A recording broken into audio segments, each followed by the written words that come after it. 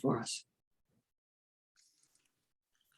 Thank you. Would you like to Just begin? a quick Zoom note, it would probably be safest for people to mute themselves except for the speaker. And then later when we have a question period, you can either use the chat or unmute yourself when no one else is talking, but that way we don't get background noise. So if you could just mute yourselves, that'd be great. Okay. All right. Let's see here. I have a PowerPoint. If you don't mind, would you mind, would somebody enable my screen sharing? Let's see. Okay.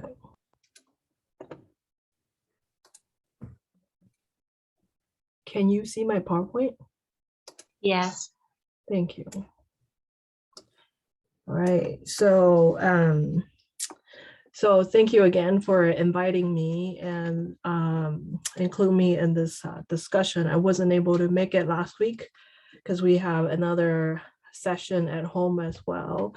But you know, I feel really honored that I am able to share these topics. My parents are from Taiwan and they have been studying Confucianism since their early 20s.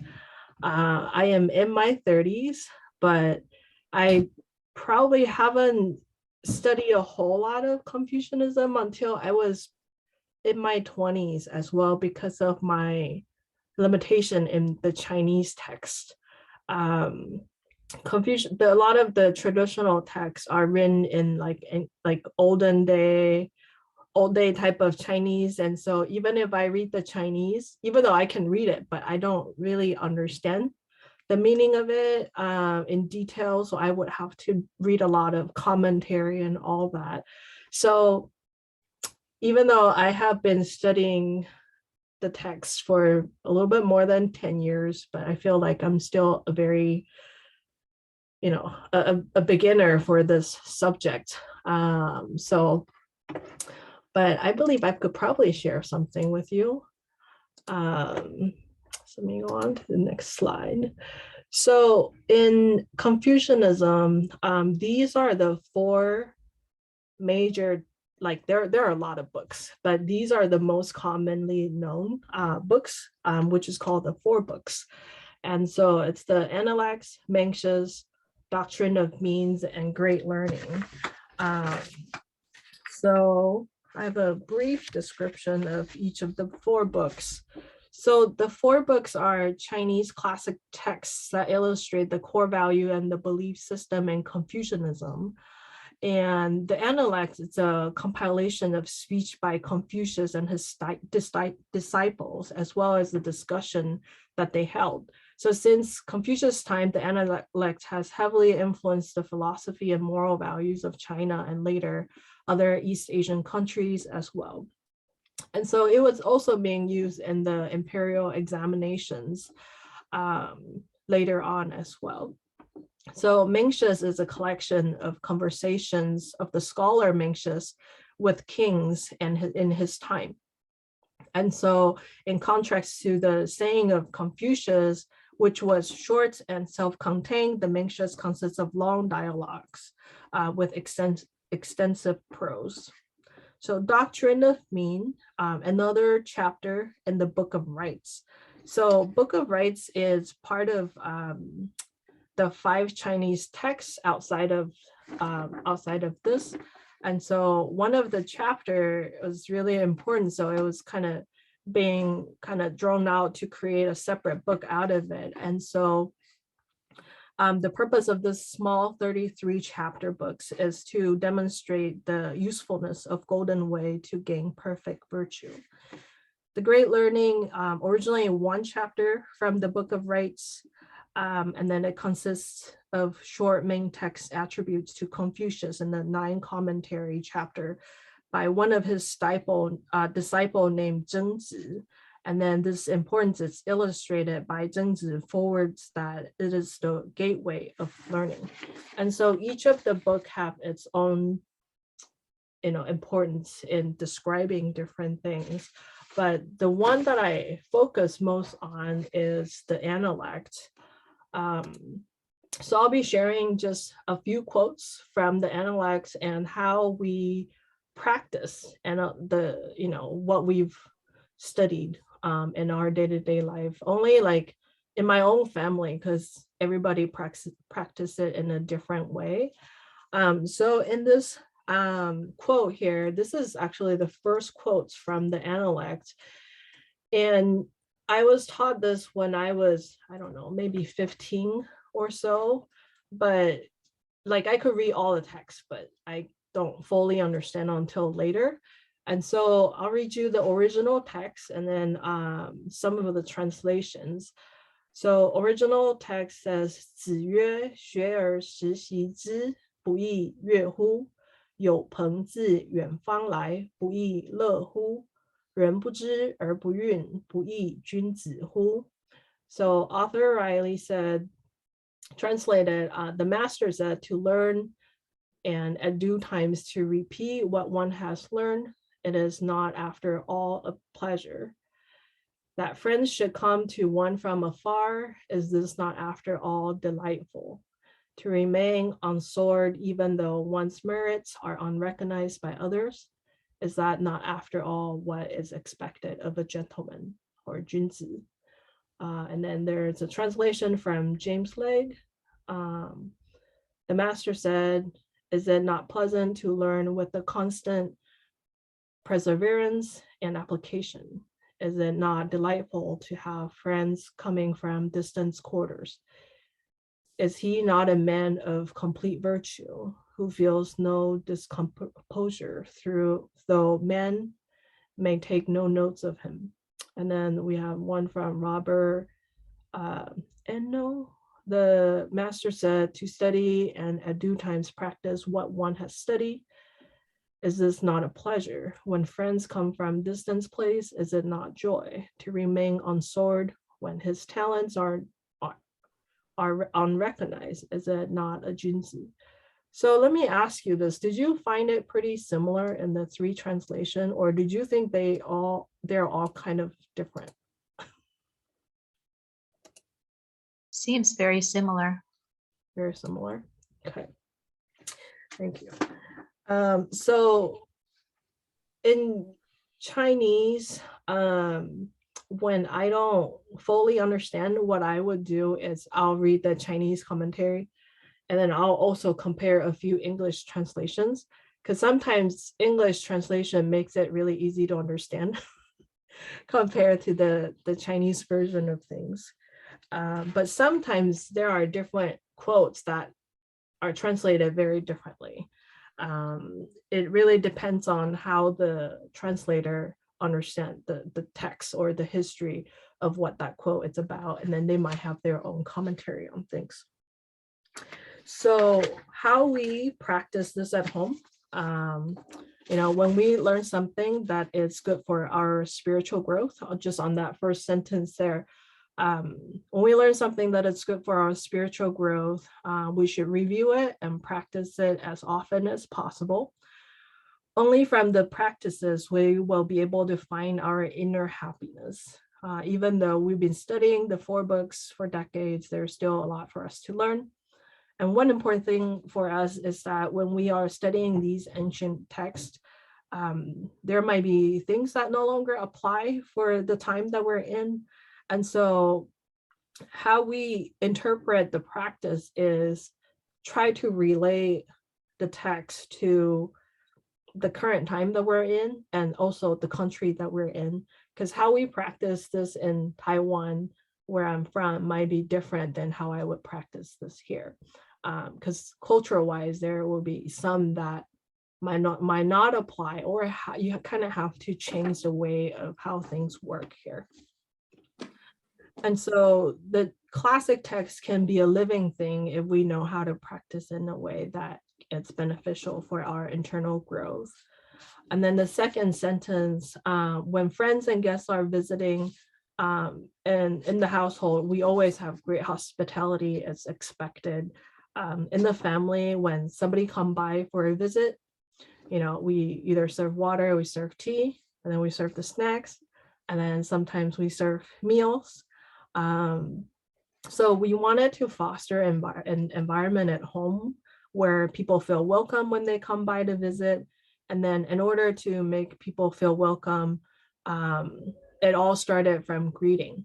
So when we were young, when there are either family relatives or friends or guests that are visiting, so all the children that is at home are expected to come out from your room to greet the guest. And you have to greet by saying like the relationship that you have with them. So let's say I would call somebody an auntie, even though we're not related. And so at different times, I remember when I was in Taiwan, and then there comes the guest. First thing I was expected is, please address this person. And I'll be like, but I don't know how to address them because I have no clue what the relationship is. And so I would ask my grandparents, how do I address them? And then they would have to think about how we are related in order for them to tell me how to address that person. So I have a graph or a chart here that kind of shows the complication of this relationship in the family. And so let's say if I am here, like we have for older and younger siblings, we have different names to call them. So like my older sister, I would call her 姐姐, but I don't have a younger sister, but if I do, I would call her 妹妹. So when I was here in US, people said, oh, I have two sisters. I really want to know, is it younger sister or is it older sister? Because we have different names for this. We don't just call them sisters. And then so same thing with, brother and younger brother and older brother, that we have different calling, different ways to address them. And then their spouse has a different way to, of how we call them as well. So everything, it's kind of like that, like their kids, we have different way of calling them as well. And then when you go up the chart, other than my own like mom and dad with their siblings, the older sibling of my mom's and my younger sibling of my mom, they have different way of being addressed. And then same thing with my dad's side. And then we have to see if it is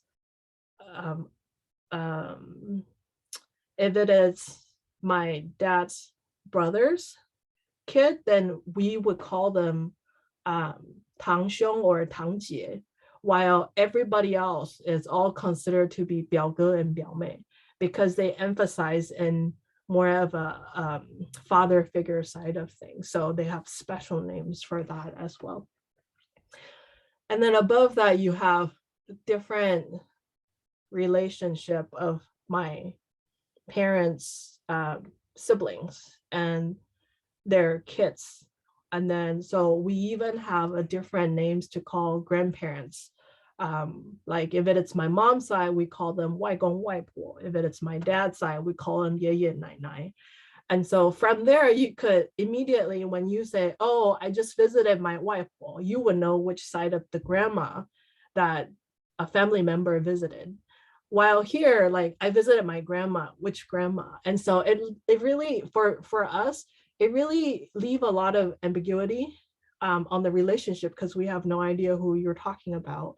And so for us, this is kind of how we address people. There is a heavy emphasis on the structure of the family. Everybody gets a different name. You're all unique. If I may say something, Yeah. I think I addressed you wrong when you came. I think I should have called you Chen Lao Shi. Oh. I'm not necessarily You are the teacher here. Yeah, thank you. So yeah, that's like just on the Chinese family structure sides of things. I remember it was a funny story. One time I went back to Taiwan, and there was a gentleman, my grandpa's age. They were talking, and I was asking them how to address this gentleman here. And they start counting different generations. And then later on, they tell me, you should call him a guge, which is an older brother. I was like, what? And like my grandpa's age, but because there were different generations, that his generation and my generation are considered the same because of the age difference and how many kids people would have in a family. And after a few generations, the oldest in the family and the youngest in the family started to create a very big age gap in different generations. And so that's how we end up in, the same generation. And I have to call him an older brother.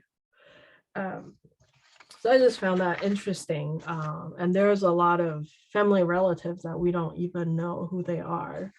All right, let me see where I am.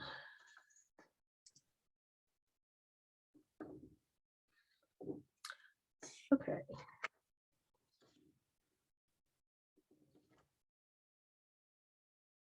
And then the last sections of the sentence here, a lot of time when we are being blamed for something or being criticized for something, there's that wildfire that could begin to, burn inside of us. And so that last sentence is talking about, when your talents is not being recognized, when what you have done, when other people don't even know you as who you are, why are you getting angry with that person, right? And so in order for us to cultivate ourselves internally, there's a lot of things that we kind of have to let go. Like, don't expect other people to know you, and it's okay if they don't know you, and it's okay if they get angry at you. You shouldn't be bothered by it. And so, at different times things comes up, and it's not an easy thing for us to practice that as well. And so what we are asking of ourselves is that every time when my anger shows up, am I able to shorten my anger every time when something happened? And slowly, if I'm able to work through my anger and shorten that timeline every time, then I'm getting a step closer to become a gentleman, or to become what they call a junzi, which is like the virtuous person. And so this is how we practice this text here in a general sense. Any questions on this part here? No? Okay. Just unmute yourself if you have a question, and because I can't see everybody that well with the slides up.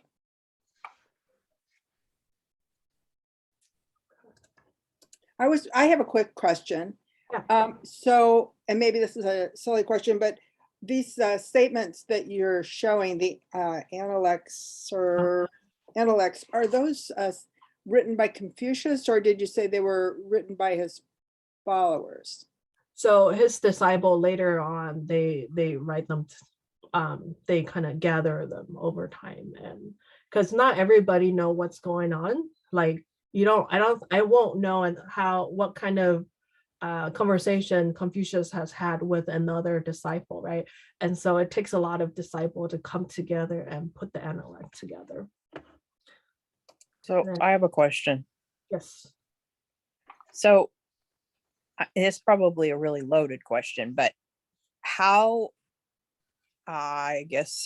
is Confucianism used in the current Chinese political system? Is it used? Is it ignored? Is it valued?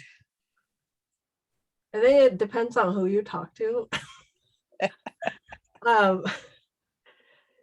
A lot of things, it's still embedded in the culture itself, but there is also a cultural revolution that had happened, and try to do away with a lot of the teachings from Confucius.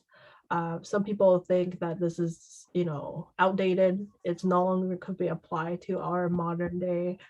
And so it really depends on who you talk to and what they believe in. And that would probably be different in Taiwan or Hong Kong or mainland China. Yeah. And from what I know, like this Confucianism also impacted Japan, Korea, Vietnam, Singapore, maybe Malaysia. So places with a lot of Chinese people that migrated over time, and also, yeah, just migrated over time, and how they have interactions with China long ago. Okay, thank you. Thank you.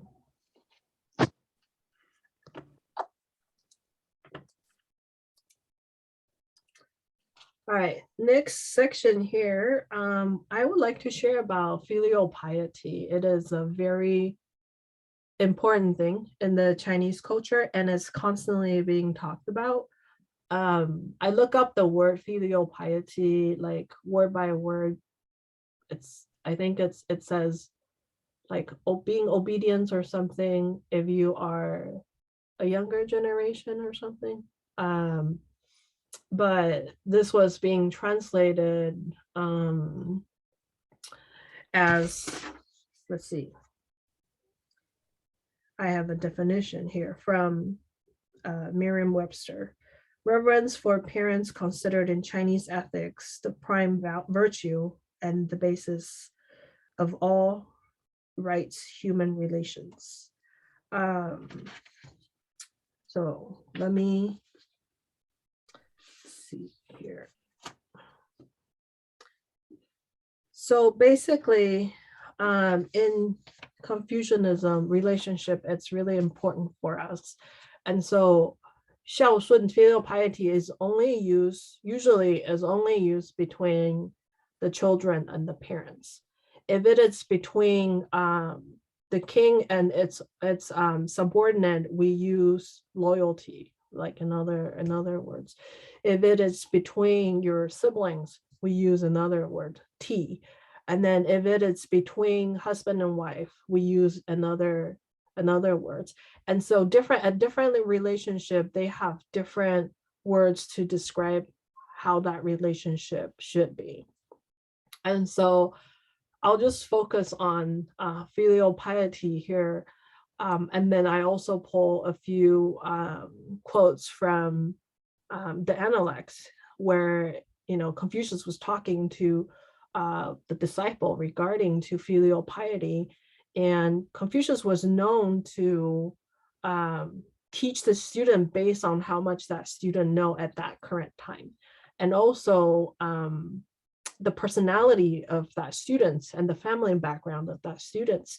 So he took all that into consideration when he's having conversation with the student regarding to specific subjects.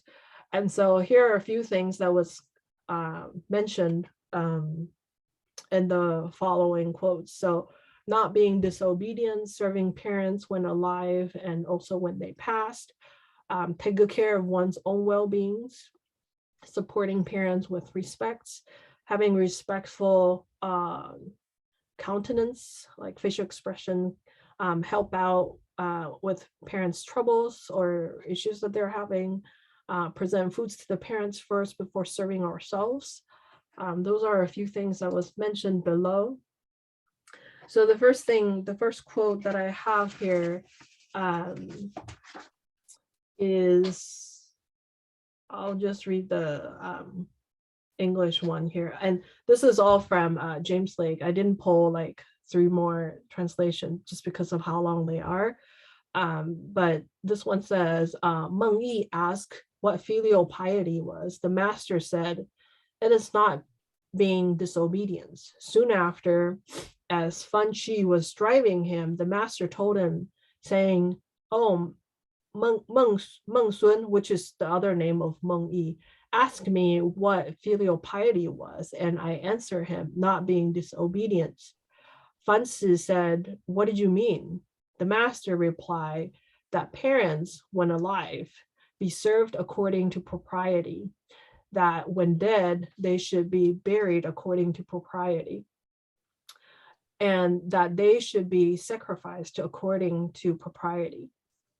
And so some background of the character, Meng Yi was, so at that time, China was divided into different states. And so Confucius was born in the state of Lu.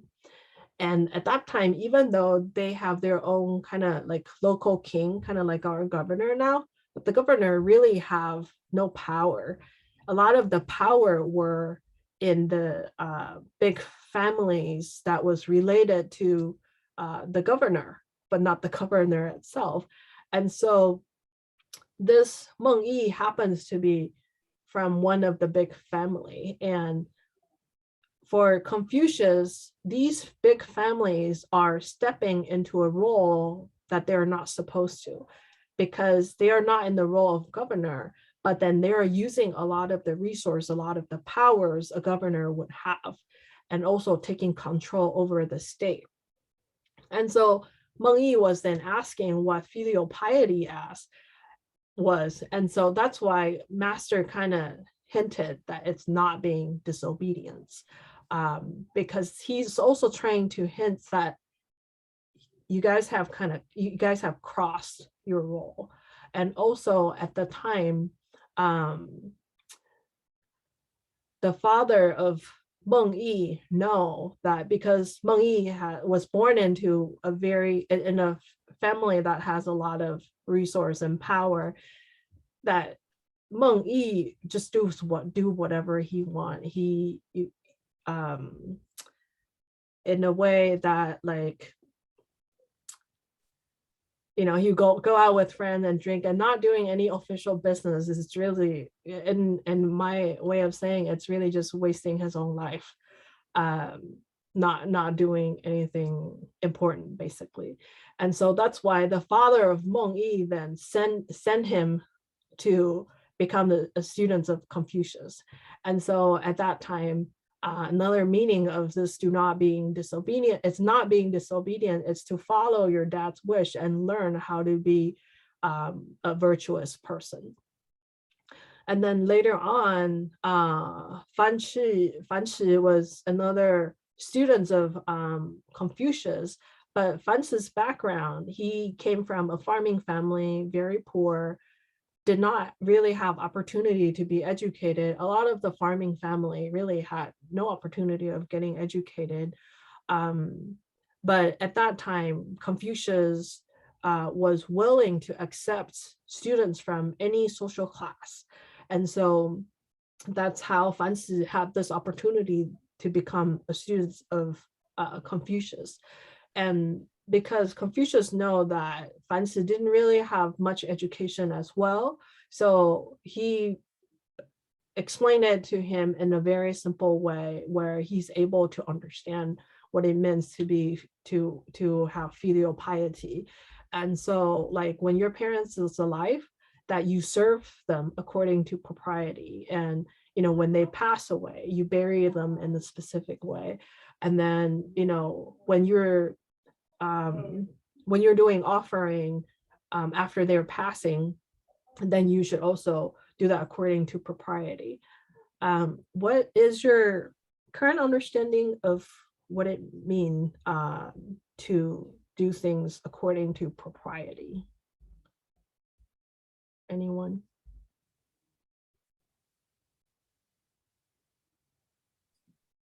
It sounds to me as if it means respectfully. Mm-hmm. Okay. That's what I was going to say too, respect. Okay. And reverence for them as your parents. Okay. Maybe some tradition. Mm-hmm.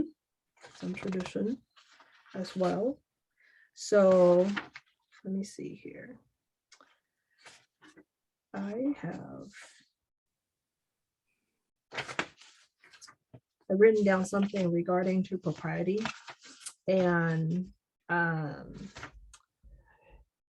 you're right. So it's not just the basic respect, but there's propriety for everything in China. So there is a structure for everything. So for a king, like there is certain type of dance and songs that only a king can listen to. That's all considered to be a propriety. So you act according to the tradition as well. And sometimes it's being translated as ritual as well, or rites, or it could be translated as etiquette. And so it really depends on where you use the word. It could mean different things. But here it's talking about everything that you're doing, make sure it follows not just the tradition, but what it's the right thing to do as well. I have an example I was thinking of. About 10 years ago, there was a guy from Taiwan who I worked with, and his mother died. And according to the tradition, he had to participate in a ritual for her one day every week for 7 weeks, which was quite difficult to do from the US. But they worked it out so that he could do this ritual online. Oh, wow. Yeah. Yeah, I think when my grandparents passed away, one is in 2005, one is in 2014. Very similar still at that time. So my grandparents they live in Taichung, like almost like the central of Taiwan. So in Taiwan, the north is more like modern, fast paced. It's kind of like I would say it's kind of like East Coast here. While as you are going down south, people in the south, they follow more traditions. So we're kind of like in the middle. So we still follow a lot of tradition, but not as much as the people in the south does. But still, like I remember when my grandparents passed away, there was a big funeral setup. And before everything is set up, what they would do is they would put the body in the fridge and then they'll put it in the living room until the day that they're ready to get buried. And so, here we kind of just take them away, but they were there 10, 20 days, depends on what the calendar says. You have to look at the calendar to see which day is a good day for burial, which day it's a good day to move into a new house, which day it's a good day to get married, which day it's a good day for, just different type of thing. And so, it was set up that way, and the sons or the kids, they have to be there at the living room throughout the nights. Like they can't go back to their room and sleep in their own room. They have to be there and make sure no animal, no dogs, no cat is jumping over on the fridge and different things like that. So, and like my uncle and my dad were there, and they were also not allowed to shave.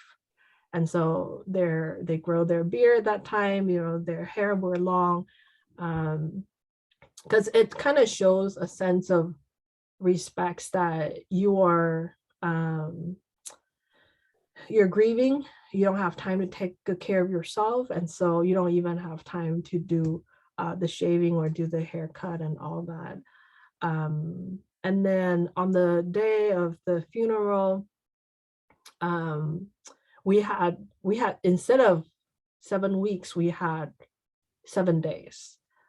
7 days of asking Buddhism people to come by to chant. And then everybody were there chanting for 7 days. And then that last day of the burial,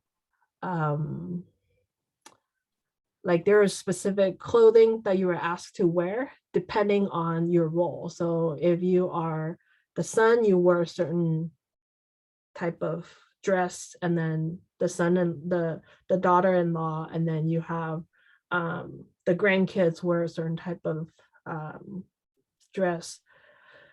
And then there is a lot of bowing, a lot of kneeling down, a lot of offering of fruits.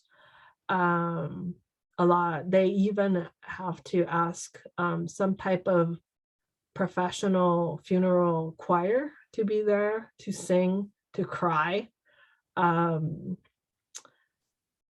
It's kind of complicated. And then you have like a tour bus type of thing where you had all the family in the car, and then you go to the cremation area, and then you do more chanting, and then you come back home, and then you have kind of like a banquet thing where everybody, sits around the table, and you might have 100, 10, 20, 30 tables. And then for the family members, like the direct family member, you can participate, but you cannot sit down. Like you have to stand up and eat. And so there are just a lot of things that I've learned while I was in that service. And there's a lot of things that I wasn't aware of until the thing happened. So there's a lot of tradition that we are, still following, and some of them I really have no clue why certain way of doing things. But yeah. I can tell you something that I did when I first went to Taiwan many years ago that was very bad. I did not realize it at the time, but somebody invited me to, maybe it was a wedding. And I thought, well, I'm not part of the family. I would be intruding. And so I didn't go. And that was the wrong thing to do. So. Did they say something to you afterwards? No, but I learned that I probably gave offense to them. Yeah. So since you bring up weddings, I'll share some things about weddings, traditions of wedding. So when in the culture that I know, when people are having wedding, usually they will invite people in the village, right? And then you'll have the banquet. Everybody who lives in that same village can come and participate. It doesn't have to be the same family member. And then when you come by, you have to bring red envelopes. So yeah, red envelopes with money in there. So in a way to wish the good luck to the newlyweds. In a way, it helped pay for the banquet itself. And some people will bring gifts, but most people they will bring cash in an envelope. And depending on your relationship with that person, that kind of determine how big or how much money has to be inside that envelopes. So the closer you are, the more money that you would have to pay. But usually when it's just friends, it might be around $50 USD or so. So there's like a minimal amount that people would pay to attend a wedding as a friend. And so there's that as well. But yeah, if you're invited and you couldn't go, you would still ask your friend to bring the red envelope to the wedding as well. So they won't feel offended that way. So that's what I know about the weddings. All right, let's move on to the next one here. Meng-Lun asked what filial piety was. The master said parents are anxious lest their children should be sick. And so I'm not quite sure about the history of the Meng-Lun, but basically this one is talking about as a children, you should not let your parents worry about you, and you should take good care of yourself, physically and mentally. And so, doesn't matter where you go, they will not be worried about you, about your mental health and physical health. And so when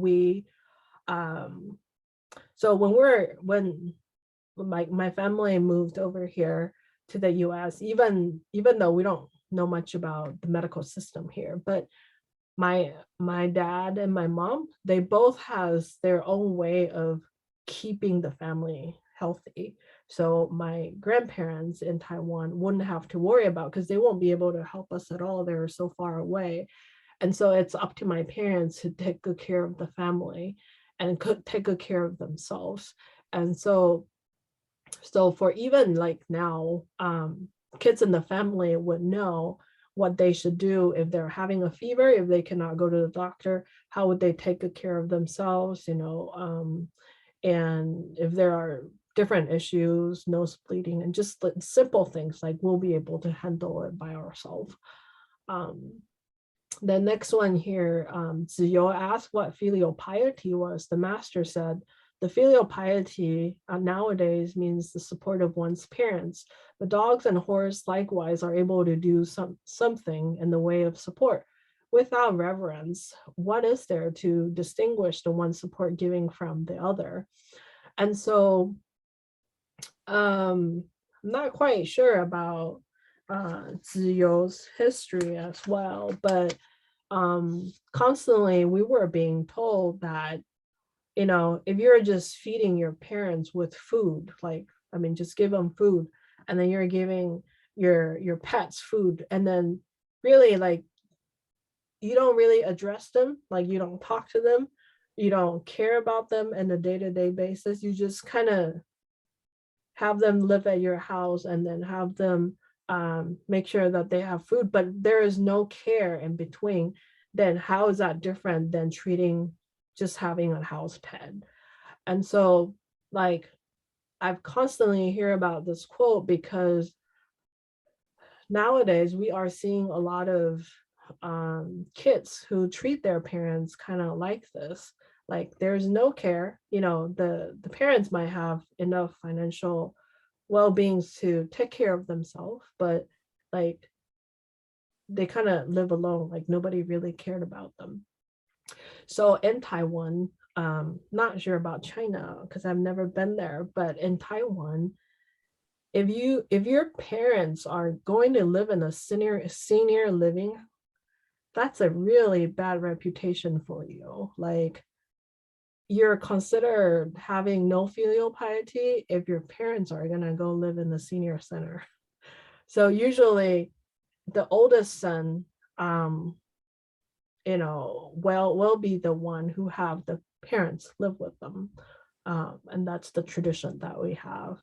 And if there's no son, then it could be the daughter, or it could be whoever that is closest to the parents locationally. And so the sibling kind of figure a way out to make sure the parents are well taken care of that way. And so, for my generation right now, we're in our 30s. My parents are still pretty healthy. They're in, just hitting their 60s now. But eventually this is something that we would have to talk about as well moving forward, who will be living with my parents? And then how are we gonna help each other out financially when living with the parents? And then, when they don't have enough money for retirement, the kids are the parents' retirement because they have nurtured us for so long. And so when they get older, we have to take care of them as well. So this is regarding to this paragraph. And then I believe this might be, let me see, that's the last quote here. So let me go back to this one. Zixia asked what filial piety was. The master said, the difficulty is with the continence. If when their elders having any troublesome affairs, the young takes the toil of them. And if when the young have wine and food, they set them before their elders. Is this to be considered filial piety? And so a lot of, very similar to that previous one, when you are serving your parents, but your facial expression, your attitude is not right, how is that considered to be filial piety? And when parents are having different troubles, then as children, then we should try to resolve their trouble for them. So being here in the US for, I don't know, 20 some years now, my parents, my parents still have language barriers, right? And they still don't know what the letter is about. Is it an advertisement? Is it something important? Doctor appointments, different things that happen. Like when there's language barriers, it really created different type of barrier in their life as well. And so, as a children, we have to be more attentive to what type of issue are they having nowadays. And then so like we would take good care of their financial needs, make sure their banking it's doing okay, make sure all the bills are being paid as well. And also knowing their current financial status to know if they would need more assistance right now. And so these are all part of the things that we, myself and also my sibling are thinking about nowadays because my parents are getting older. Yeah. And then usually, let's say when we go out and had some delicious food or something that we think our parents would like, we will bring it back for them to try. It's just that they're constantly in our mind, that when we enjoy something, we will want it to share with them as well. So there might be a lot of things that I've shared that, it's also being done here in the US. It's, not necessarily related to Confucianism, but a lot of things that was taught, that's kind of like how we practice it and how we have it in our day-to-day life nowadays. So yeah, that's what I have. So that's my last slide there. Any questions? Do you want to stop sharing the slides and then we can go to a view where we can see you more? Yeah. Might be good for questions. Thank you. And I did see some hands. Yeah. How about who? All right, somebody raise your hand and I will call on you. Dan. Yeah, I was struck by the last bit about the members of the family taking care of each other. I think a lot of what gets in the way of that in Western culture is a certain amount of secrecy and closedness and keeping things from each other. So would you say in your family structure, it's everybody's kind of an open book? You know what each other's finances are, what everything that's going on in each other's lives, or do you have that concept of like confidentiality and privacy that gets involved there? I think there are certain things that we talked about. I don't know the exact amount of what my siblings make, but I have an approximate idea of what they are making. Because from time to time we would talk about it. Oh, you didn't receive the stimulus. Oh, probably because you made too much money. There are different things that you talk about that kind of give you an understanding of how much they're making. Plus, with the the title of their career, that also give you an understanding about how much they are they're good financially, and so they would be able to help out in the family. But like where your parents are concerned, you all the siblings pretty much know where everything stands. Not sure about my brother, but I know more about my parents' financial stuff just because I take care of those pieces for them, while my siblings take care of other things. So we might all have different part of the plates. Yeah, thank you. Who else has a question or comment? I think Robin, they had a hands up. Oh, Robin. Okay. So I was interested when you talked about the funeral service, you said that the Buddhists come and do the chanting. So in your experience, what's the relationship between the people who follow Confucianism and Buddhism? Do people do both or they go back and forth? Yeah, so in Taiwan, I think the tradition is a combination of Confucianism, Taoism, and Buddhism. And so you see people go to different temples. And so they don't mind going to a Taoist temple and then tomorrow going to a Buddhist temple because they have different need. And so they just go to whoever that meets the need.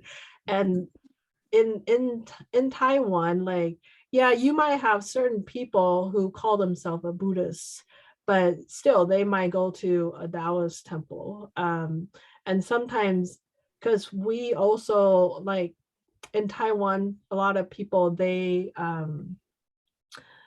we have like a praying ceremony for our ancestor as well. And so I don't even know if that's from Confucianism, from Taoism, or from what other religion. It's just all part of the culture now.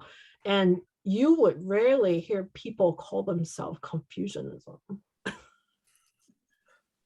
Yeah, just not being considered as a religion when you are in it. It's just part of your day-to-day life.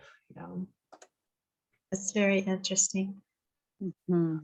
I have, I'm sorry, if I could pull in on that a little bit. A classmate of mine from college majored in and became a teacher in Chinese religion. And she had a metaphor for this in a book that I have. There's a Chinese character that looks like a tic-tac-toe field. It's the character for well, Jing. And she says, if you imagine this 9-place thing with kind of the person in the center and all of these religions, all of these things that we call separate religions surrounding it, then people will pull from one or another depending on the particular need that thing can provide. So Confucianism, for example, for education, Taoism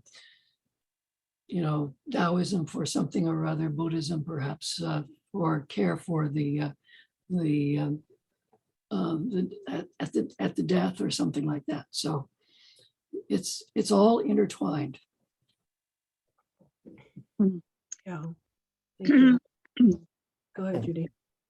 I just wanted to say that I appreciate this presentation so much. It's I spent 30 years teaching students in elementary school in English as a second language.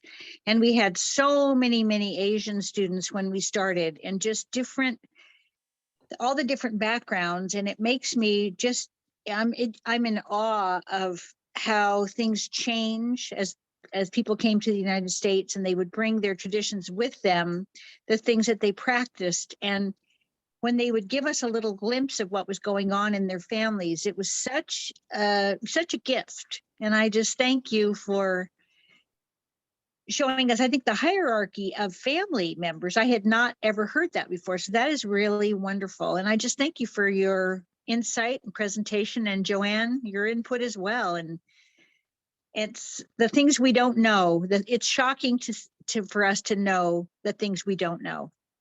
Thank you. And yet we're around people and we don't really know what we don't know.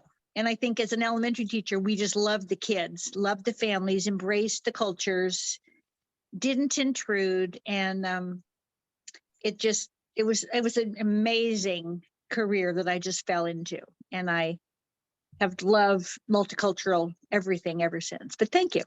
Thank you. That reminded me of a story that happened. So my sister got married in 2019.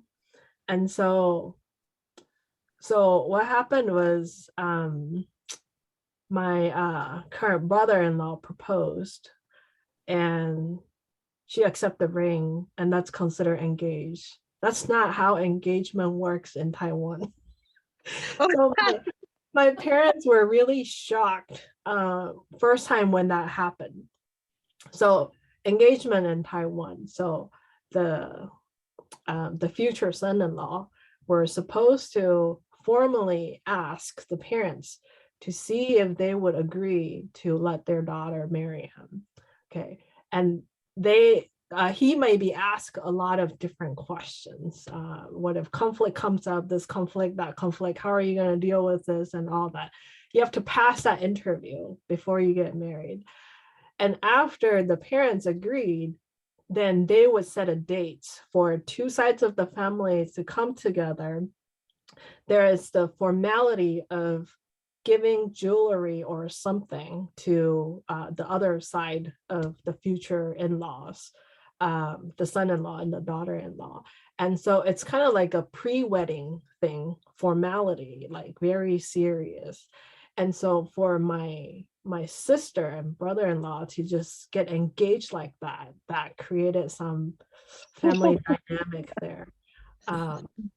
And then the year after, when I was ready to get married, we were like, okay, we know now, you guys are engaged. How about let's just have a party? Oh, And so great. that was it. So yeah, a lot of the cultural differences was not known until something rise up. And then I think I saw another hand. I think Dave. Yeah, I guess I just wanted to comment. I guess one of the joys I have with Eastern religions in general is we hear a lot of the term gender fluid these days. And I guess I think of, Eastern religions and Eastern acceptance of religions as being, I guess you could coin a term, spiritual fluid. Where, as you say, you take a bit of the Taoist perspective, you take a bit of the Buddhist perspective, and apply those to your life as you see how they fit and make your life better. So that's just, I think, one of the joys of these religions and spiritualities. Thank you for sharing. And Scott? Scott? Hey, Meng, thank you very much for stepping in and giving us a personal perspective. That's just worth everything. I just have a simple question. You talked about people offering sacrifices at the graves of their loved ones. Would you say that, we use the word ancestor worship sometimes. Is there a worship involved? What do people think happens to your ancestors when they pass away, and what is the purpose of offering sacrifice? So a lot of time, I believe offering sacrifice, like a lot of time when we say offering sacrifice, we only mean like we bring some fruits, we bring flowers, we might bring some snacks along, and then kind of lay it out at, either the memorial place, and then you take everything back with you, and then you're the one eating all those food. Right. And so for us, it's a way of remembering our ancestors or remembering our grandparents and thinking about the times when we were able to spend time with them. And then even now, like we do have a tradition that the oldest son will be the one who should take care of the ancestor hall. So like we have a room here at home where we had a little ancestor hall on the wall where my dad would do morning and evening with the incense in it, just kind of like saying, good morning, good night type of thing, as a way to connect with their own, parents or ancestors. Thank you. Thank you.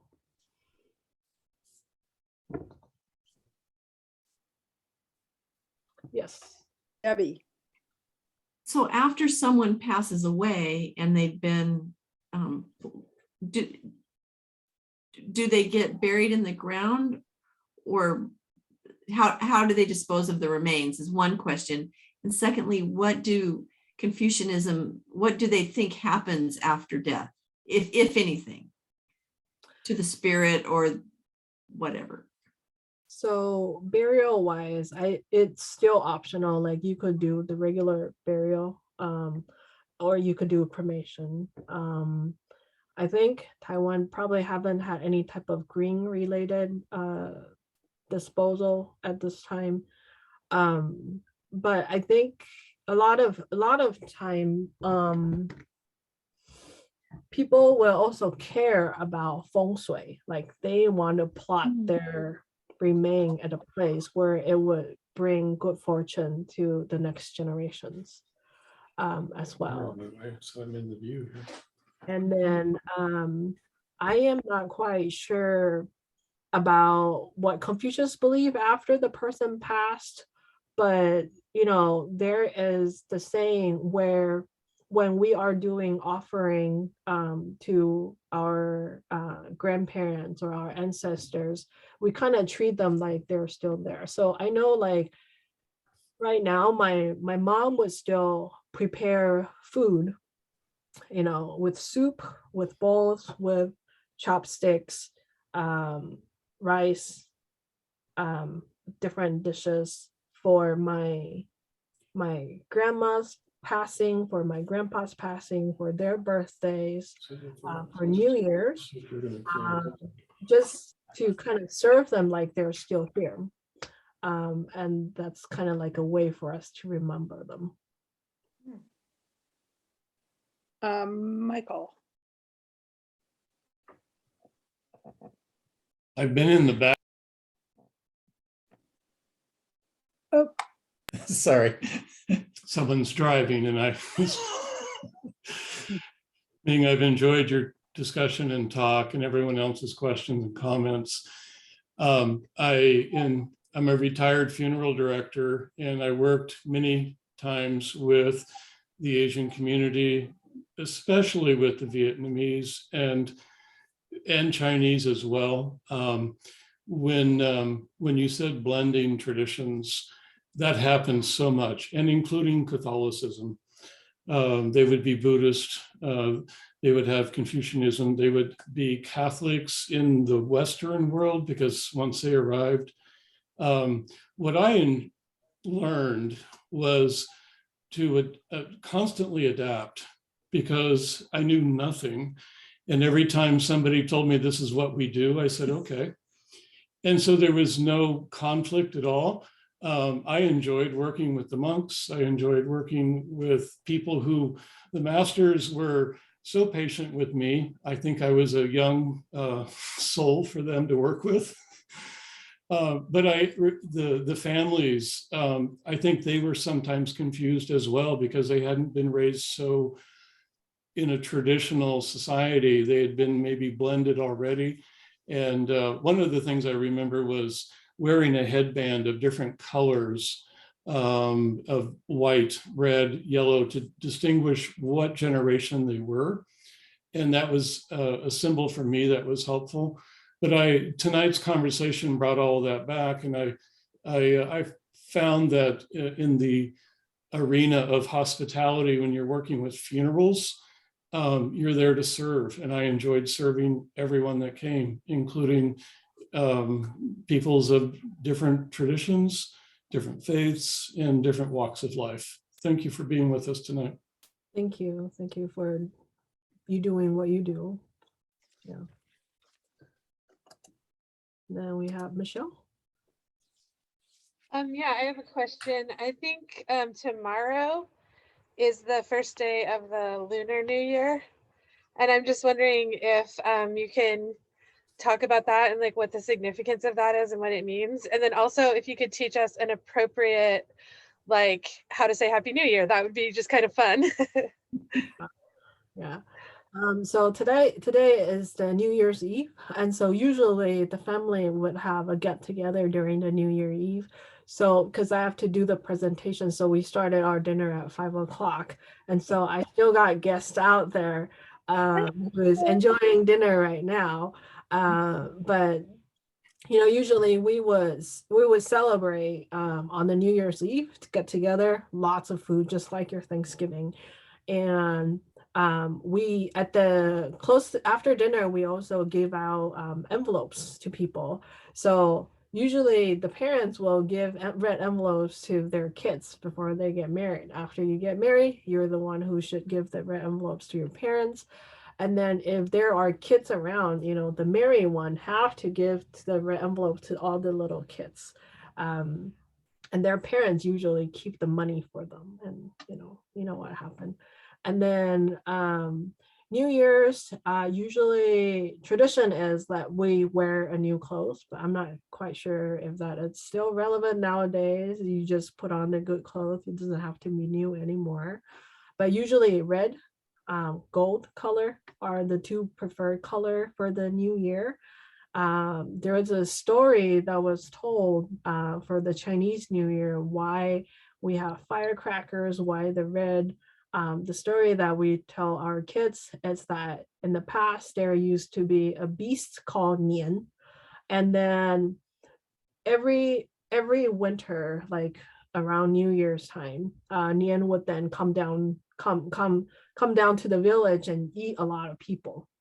And then later on, they found that this beast was afraid of the red color and also afraid of the firecracker sound, because somebody accidentally throw a bamboo stick into the fire, and then that caused that big sound where it scared the beast away. And so later on, people started to put a lot of the red papers on their door to protect themselves, and then they would do a lot of firecrackers to scare the Nian away. And so later on, that was the story that we tell people. That's why we celebrated New Year. But really, it's a time for us to kind of reset ourselves as well. We wanted to get all the bad lucks out and then have the new lucks to come in. Just like American New Year, people had New Year resolution and all that. And it is also a time for us to get together with families. So usually on the New Year's Eve and also the New Year's Day, people will usually be at the husband's family. And it is on the second day of the New Year, then you visit the wife's family. And then the rest of other days, then you visit all other family members. So it's... How long do the celebrations last? Usually about, well, it depends. Usually it's about 15 days. The 15th of January, it's the Lantern Festival. That's kind of like at the end of the new year. And then after that, everybody go back to work.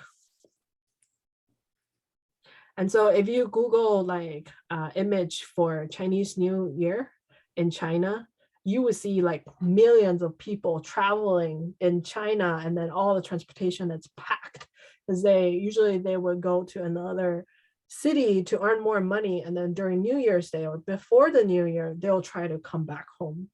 So that's usually the worst time for you to travel if you're in China.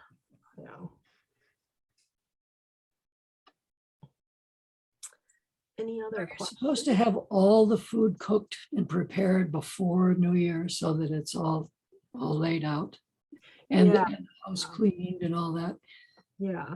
So there is a saying that you're not supposed to finish all the food on the table because you want to have some left over for next year, which means you would have enough food and resource for the rest of the year. So you don't finish everything on the New Year's Eve.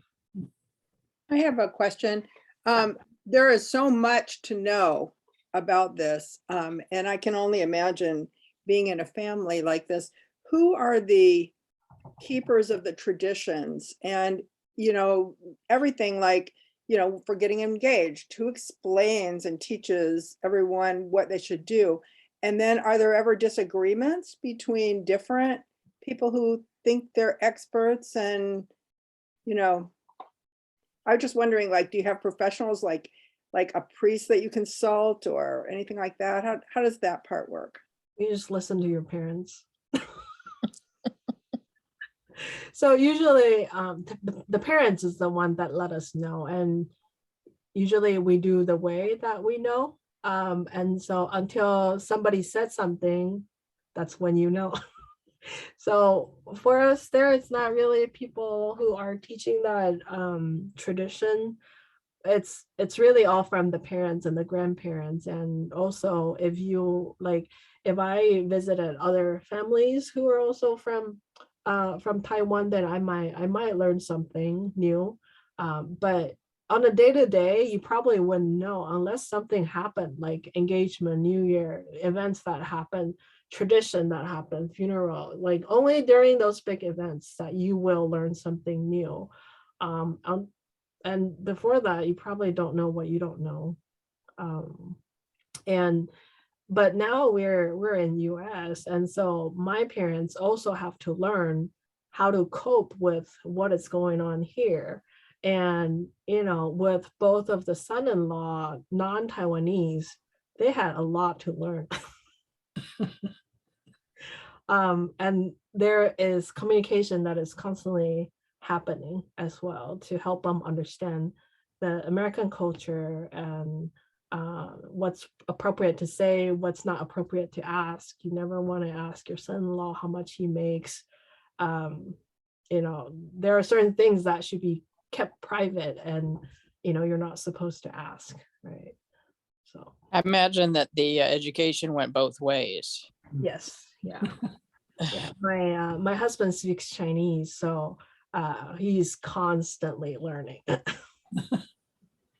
Well, that raises an interesting question about whether you think, just listening to your description of these sayings, I see a lot that's lovely and valuable about some of the Confucius points of view and the ways of dealing, treating your parents and those kinds of things. Do you feel that Westerners can adopt or would adopt some of these ideas? And in your family, have you seen people embrace some of the traditions, even if they weren't raised in them? Yeah, I think it all comes down to respect, and respect is, what everyone can learn. It doesn't have to be from specific tradition. If you see something that would create a better, like it would create a harmony in your family, then that's something that you could adapt to. You don't have to learn from certain tradition, right? And so treating the parents with respect, your kids also learn how you treat your parents, and that's going to be how they will be treating you as well. And so I remember one of the story that was shared is that there was a father whose father is getting old, and he feels the father becomes useless. And so he carried the father up to the mountains and just kind of drop him there. And then the son kind of followed him. And later on, the son asked, "Where's grandpa? Why is he not coming back?" And the father kind of had to explain that grandpa, it's no longer could do stuff. And so I think it might have been, or the grandpa might have passed away or something, and then he just wrapped him in 草席叫什么, like a wrap, a very, very simple wrap made of grass, long grass, that type of thing. And then I think the kid ended up taking that thing home and said, "I'm going to save this for you in the future." And so the dad at that time really realized, oh my God, my kid is really watching me, what I'm doing to my dad. And so later on, like, he went back to the mountain and, took care of the things and all that. But, just knowing that kids are always watching us and what we're doing. So we have to be really mindful of what we are presenting in front of them, right? And so this really had nothing to do with any specific, religion or beliefs and all that. It's really all comes down to the basics of how we are treating each other. I have a point of curiosity. In China, the Kong family is revered, and I guess they're up to 79 generations or so now. In your in your family ancestral tablets, how many generations do you go back? I'm not quite sure, but I've heard they had a really big book like this, tracking their ancestry and where they came from in China. And I'm not even sure what generation my dad is when he was in Taiwan, But then I know with the ancestor thing that we have at home, it had little blocks, very thin sheets, block sheets type of thing, where we put my grandparents' name on there.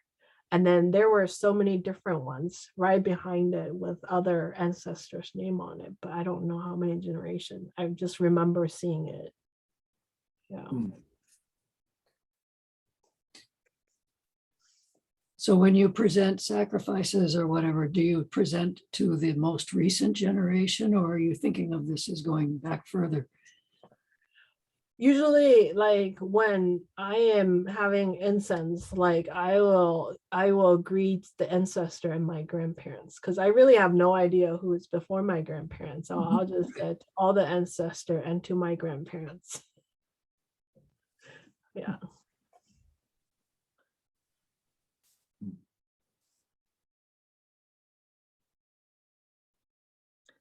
I'm not sure what time does this session ends. About now. Okay. Yeah, I When think. people run out of questions, yeah. Yeah, I mean, and you have your dinner back waiting, your dinner guests, but we are so grateful. I mean, I really thank you to Joanne and also to you for coming and sharing with us, because it was just Pleasure. It's a pleasure. And I especially appreciate it because it's Chinese New Year and you should not be Yes. us. Thank Get you back to the so party. much. That was Yes. wonderful. It Thank was you. wonderful. Oh, Thank you very much. We'll be sure and let you know where you can see the recording or how you can get the recording. Thank you. I'll know that in a day or so. Yeah. Okay, Joanne could probably send out some appropriate Chinese New Year words. I think it was Michelle that was asking about it, how to say something. Oh, how to say Happy New Year, Yeah, yeah. Happy New Year. Somebody do is showing the red envelopes there. Is that for me? Pardon? Yeah, there's a comment in chat saying thank you so much. Happy New Year from Michelle to everyone. Thank you, thank you. Happy New Let me Year. say that next week is Buddhism #1. I'll be leading that. And then the week after that, I think, is Valentine's Day. So you're on your own with whatever envelopes you want to give whoever. And then and they can be read, which is Any very. red envelopes, yes. And then the next Monday after that, the 21st, I guess, will be Buddhism #2, and a Buddhist monk friend of mine, whose name is Anna Zumwalt, will be leading us in that evening's program. So want you to know what's coming up. And how do you pronounce what you posted, Meng? So there is two. One is 新年快乐. That's Happy New Year. 新年快乐. And then the other one is 恭喜发财. Congratulations, and hope you will make a lot of money. Basically, Chinese is all about money. So 恭喜发财. Yeah. Very good. All right, everybody. Well, thank you for being here. You all. Thank have a- you. Really interesting. Yes, thank you. I know. Thank you. Thank you. Happy New Year. Bye-bye. Thank you. Happy New Year. yay.